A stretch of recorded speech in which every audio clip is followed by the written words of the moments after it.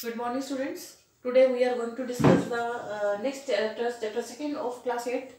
And earlier we have also discussed so many parts of this chapter. Okay, so today also we are going to discuss the soil degradation of soil and conservation measure. कि soil किस तरह से degrade होती है, soil erosion के बारे में देखेंगे. ठीक है, कि मृदा अपरदन कैसे होता है. ठीक है, उसके अलावा कंजर्वेशन मेजर और कैसे कौन से मेथड्स को हम अप्लाई कर सकते हैं जिससे इस सॉइल का जो इरोजन है उसको रोक सकते हैं. कौन से मेजर्स हैं, कौन से इंपॉर्टेंट स्टेप्स हैं जिसको देख कर अगर हम उसको करते हैं तो हम सॉइल को कंजर्व कर सकते हैं, बचा सकते हैं. ठीक है, तो first we will discuss about the factors that is responsible for the soil degradation. मृदा के अपरदन के फैक्टर्स कौन कौन से हैं, क्यों मृदा का अपरदन होता है. ठीक है, सॉइल डिग्रेडेशन क्यों होता है. सो factors responsible for the degradation of soil.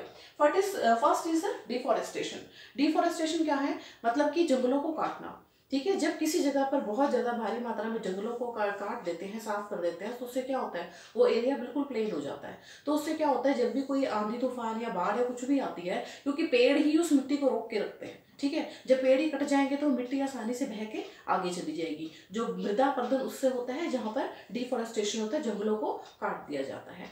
तो next point is overgrazing. Overgrazing क्या होता है, कई बार पशु जहाँ चरते हैं, ठीक है, ओवरग्रेजिंग होता है पशुओं का चरना. तो पशुओं के पैरों से जो मिट्टी पूरी तरह से रौंद दी जाती है, उसके रौंदने से मिट्टी की जो ऊपर की सॉइल की जो टॉप लेयर होती है वो पूरी तरह से डिस्ट्रॉय हो जाती है और वो आगे उड़ जाती है. ठीक है, क्योंकि उसके पैरों से जानवरों के ग्रेजिंग से वो रौंदी जाती है. ठीक है, तो वो भी एक सेकेंड फैक्टर है सॉइल डिग्रेडेशन का. उसके बाद देखिए नेक्स्ट फैक्टर है over use of chemical fertiliser.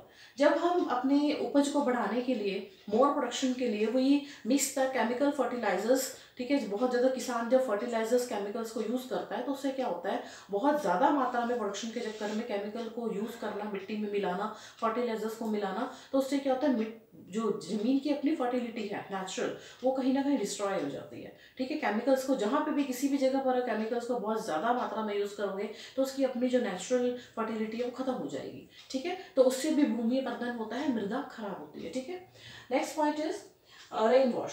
Rain wash जहाँ पे हैवी रेन होता है, बहुत ज़्यादा भारी मात्रा में जहाँ पर बारिश होती है, तो उससे भी क्या होता है, रेन जो मिट्टी की जो सॉइल की लेयर है वो बहकर आगे चली जाती है. ठीक है, तो रेन ज़्यादा जहाँ होगी वहाँ पे भी क्या होगा, मिट्टी की जो ऊपर की परत है वो बहकर आगे चली जाती है. नेक्स्ट पॉइंट है लैंडस्लाइड्स. लैंडस्लाइड्स भी ये जो हमने देखा है कि नेचुरल कैलामिटीज आती है, लैंडस्लाइड्स होती है, तो उससे भी जब लैंडस्लाइड होगी तो उससे भी मिट्टी कहीं ना कहीं बिखर कर इधर उधर हो जाती है और सॉइल की जो फर्स्ट लेयर है, टॉप लेयर है, वो पूरी तरह से खराब होकर बिखर जाती है और इधर उधर चली जाती है. उसके बाद नेक्स्ट देखिए फ्लड. फ्लड तो आपको पता ही है, ये सेडिमेंट्स फर्टाइल भी लाती हैं. अब फ्लड के यहाँ पे पॉजिटिव भी है और नेगेटिव पॉइंट भी है. फ्लड से क्या होता है, जब बाढ़ आती है कहीं ना कहीं तो बाढ़ एक जगह पर मिट्टी को अपने साथ बहा के ले जाती है. ठीक है, तो जहां से बहा कर लेके गई वहां तो सॉइल इरोजन हो गया, मृदा का अपरदन हो गया, क्योंकि वहां जो फर्टिलाइज जो ऊपर की लेयर थी, टॉप लेयर थी, वो बाढ़ के पानी के साथ बहकर आगे चली गई, तो वहां पर हो गया मृदा अपरदन. लेकिन वो कहीं पर तो रुकेगी. कई बार क्या होता है, ये तो नेगेटिव एस्पेक्ट था इसका फ्लड का, लेकिन हम पॉजिटिवली इसको कैसे देखते हैं कि कई बार किसी बंजर जमीन पर जहाँ पे फर्टिलिटी कम है सॉइल की, तो बाढ़ के साथ कुछ कंकड़ पत्थर या कुछ चीजें बह के जो आती है, सेडिमेंट्स आते हैं, ये सेडिमेंट्स हैं. सेडिमेंट से कुछ भी तरह की मिट्टी कहीं से बहकर बाढ़ के साथ आकर कि जब फ्लड रुकती है तो उस जगह पर आकर इकट्ठी हो जाती है, और जिस जगह पर वो सेडिमेंट्स कंकड़ पत्थर वगैरह इकट्ठे होते हैं वो सॉइल ऑटोमेटिकली उसके साथ मिक्स होकर फर्टाइल हो जाती है. ठीक है, तो इसका पॉजिटिव और नेगेटिव हम दोनों ही चीजें फ्लड की देख सकते हैं. नेगेटिव जहां से बहकर आगे चली जाती है और पॉजिटिव जहां पर वो रुक जाता है. बाढ़ का पानी जहाँ रुकता है उसमें कुछ सेडिमेंट्स होते हैं और जहाँ पर वो रुक जाते हैं उससे वो जो सॉइल है वो बहुत ज़्यादा फर्टाइल हो जाती है. ठीक है, so these are the factors responsible for the land degradation. Now come to the next part land. Now we are going to discuss about the soil conservation. ये जो सारा सॉइल इरोजन है, हम सॉइल को कैसे बचा सकते हैं, कौन से मेजर्स हैं जिससे हम सॉइल को बचा सकते हैं. तो let us discuss one by one all the points. First is the mulching. What is mulching?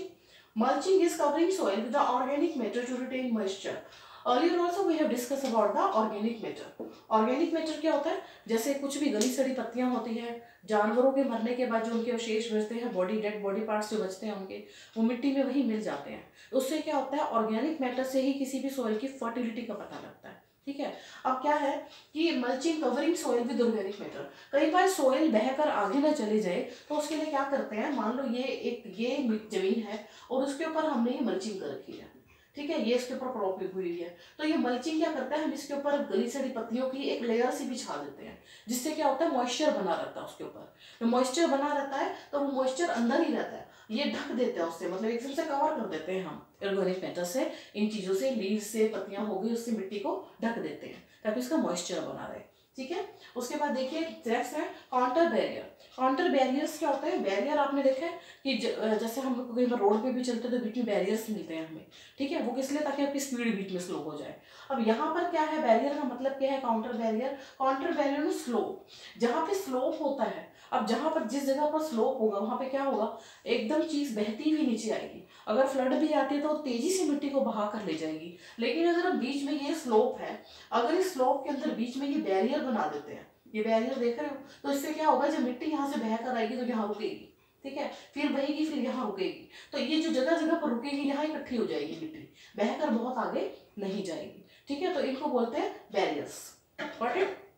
Now the next point is rock dam. Rock dam क्या है, रिवर्स के ऊपर डैम बना देते हैं, जिससे क्या होता है, मान लो ये रिवर है, रिवर के ऊपर यहाँ पर डैम बना दिया, तो जहां पे रुकावट हो गई, ये डैम बन गया, उससे क्या होगा, पानी मान लो यहाँ पूरी तेज फ्लो से बह रहा है, ये जिस फ्लो से बह रहा है ये फ्लो यहाँ के कम हो गया, यहाँ को डिस्टेंस कम दिख रहा है, तो ये जो डिस्टेंस कम हुआ है किसकी वजह से हुआ है, इस डैम की वजह से हुआ है, ठीक है, तो वो जो फ्लो है पानी का वो थोड़ा कम हो जाता है, जिससे मिट्टी आगे बहकर नहीं जाते। Low flow of water in flood, okay, so this is the rock dam, dams बनाना नदियों के ऊपर। नेक्स्ट देखिए इंटरक्रॉपिंग।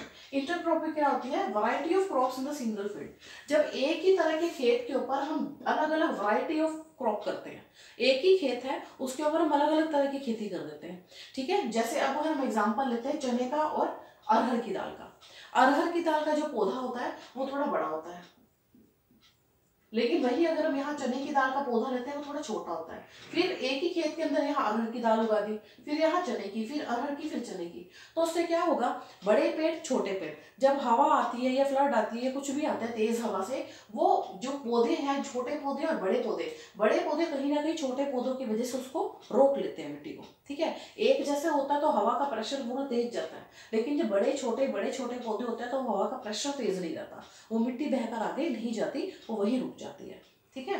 तो this is the intercropping. Now terrace farming. Terrace farming क्या है कि जैसे पहाड़ों पर बहुत ज्यादा स्लोप होते हैं, ठीक है, तो जैसे यहाँ पे भी वही बात हो गई कि पहाड़ों पर टेरेस फार्मिंग क्या है कि बहुत तेजी से बहती हुई आएगी, अगर स्लोप है तो उससे क्या होगा, हवा होगी, बारिश होगी, रेनफॉल होगा, तो मिट्टी बहुत तेजी से बहती हुई आगे चली जाएगी। लेकिन उसका सोल्यूशन क्या है, क्या मेजर है उसको, उसके लिए हम क्या करते हैं, टेरेस फार्मिंग करते हैं। ये आप देख रहे हो ये टेरेस फार्मिंग है, ये इस तरह से हम यहाँ पे फार्मिंग करते हैं, ये प्लेन में इस तरह से करते हैं। अगर ये टेरेस बीच बीच में बैरियर्स आ जाएंगे तो इससे क्या होगा, यहाँ मिट्टी अगर मान लो फ्लड आता भी है तो उससे मिट्टी यहाँ रुकेगी, फिर यहाँ रुकेगी, वो रुकते रुकते 2-3 चैनल के बाद अल्टीमेटली रुक जाएगी, ज्यादा आगे नहीं जा पाएगी, ठीक है। तो this is about the terrace farming. Now next is a counter प्लाइंग। Counter प्लाइंग क्या है कि मान लो ये एक फील्ड है, खेत है, और ये गाड़ी है, ये ट्रैक्टर चल रहा है, तो उसमें क्या होगा, जो किसान जो खेती करेगा वो बिल्कुल उसको उसके आसपास करता रहेगा। मान लो ये है, ठीक है, अगर मैं इसकी एग्जांपल लेती हूँ कि ये फील्ड है, तो वो उसके इसी के आसपास उसको पूरी तरह से जोतेगा, ठीक है, उससे एरिया से बाहर नहीं निकलेगा, तो जो उसको उसके ऊपर काम करते हुए उसे एरिया के आसपास होता रहेगा, उससे बाहर नहीं जाएगा, तो सोयल इरोजन नहीं होगा, सोयल उड़कर इधर उधर नहीं जाएगी, वो वही उसी के एरिया के आसपास रह जाएगी, ठीक है। So this is about the contour ploughing. Now the next last part is shelter belt. Shelter belt क्या होता है, मान लो this is the part of the land, इसमें क्या होता है, ये सोइल है, ये इस लैंड एक लैंड का पार्ट है, इसमें सोइल है, तो इसमें हम क्या करते हैं, चारों तरफ एक बेल्ट बना देते हैं। जैसे चारों तरफ हमने बड़े बड़े पौधे लगा दिए, बड़े बड़े पेड़ लगा दिए चारों तरफ, ये चारों तरफ जो बड़े बड़े पेड़ लगाए हैं, इससे क्या होगा, जब हवा बहुत तेजी से बहेगी तो विंड ब्रेक होगा, हवा टूटेगी, ये जब पेड़ उसको रोकेंगे उसके अंदर की मिट्टी को डिस्टर्ब करने से, ठीक है। जब तेज हवा का प्रेशर होगा, अगर मान लो ये बेल्ट नहीं होती तो जब हवा चलती है सारी मिट्टी को इस तरह से, यहाँ हवा चलेगी पूरी मिट्टी को इस तरह से उड़ा कर ले जाएगी। लेकिन जब ये चारों तरफ बेल्ट मिलेगी तो ये पौधे उस हवा के प्रेशर को रोक लेंगे, जिससे क्या होगा, सॉइल इरोजन नहीं होगा और वो मिट्टी वहीं रह जाएगी। So here we have discuss about the 7 points how we can conserve the soil. ठीक है, I am discussing again mulching, covering soil with organic methods, ठीक है, पत्तियों से ढक देना। Second is the contour barrier, बीच बीच में बैरियर बना देना जिससे मिट्टी सॉइल इरोजन नहीं होता। थर्ड है रॉक डैम, नदी के ऊपर dam banana. And fourth is intercropping variety of crop on a single field. Fifth है टेरेस फार्मिंग, टेरेस जो बड़े बड़े ऊंचे माउंटेनियस एरियाज है वहाँ पे टेरेस बनाकर खेती करना, ठीक है। और काउंटर प्लॉइंग क्या है, उसी के एरिया के आसपास खेती करना। और शेल्टर बेल्ट है कि चारों तरफ एक बेल्ट की कवरिंग कर देना जिससे हवा का प्रेशर कम हो जाए और सॉइल इरोजन ना हो। तो this is all about the factor of soil degradation and these are the factor of soil conservation. I hope you understand. Today, tomorrow we will discuss the next topic of this particular chapter. Thank you.